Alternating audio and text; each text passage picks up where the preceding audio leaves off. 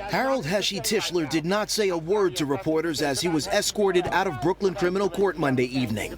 The activist and city council candidate from the predominantly Orthodox Jewish community of Borough Park, Brooklyn, faces several criminal charges, including inciting to riot and over the weekend allegedly influencing a crowd to protest outside journalist Jacob Kornbluh's home. The criminal charges stem from this scene. Tischler, seen on cell phone video, leading a crowd of angry young men who swarmed around Kornbluh, who reports for the media outlet Jewish Insider. Tischler's lawyers deny the charges. Does his influence play a role in that?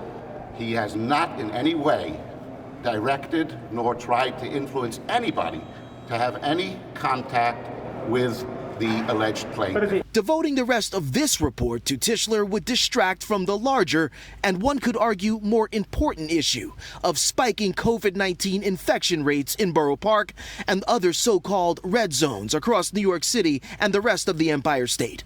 And for the first time in 2 weeks, there is some good news to report. The average infection rate in the red zones fell by nearly half, down to 3.7%.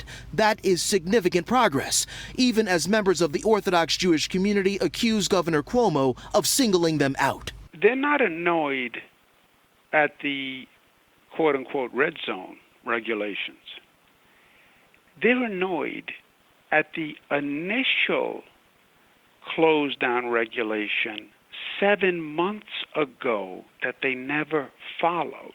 Kornbluh, who caught the community's wrath for reporting that synagogues were indeed holding large services and breaking social distancing rules during the initial citywide shutdown, now says the tension-filled back and forth between Governor Cuomo and the Orthodox Jewish community has created a teachable moment. I hope that this is a wake-up call, that the community sees that, you know, when there's a spotlight on the community, you try to disobey the law, you try to engage in violence, it doesn't serve your cause. I also think it is an opportunity right now for the governor, who understands that he wasn't able to enforce his limit on 10 people per synagogue.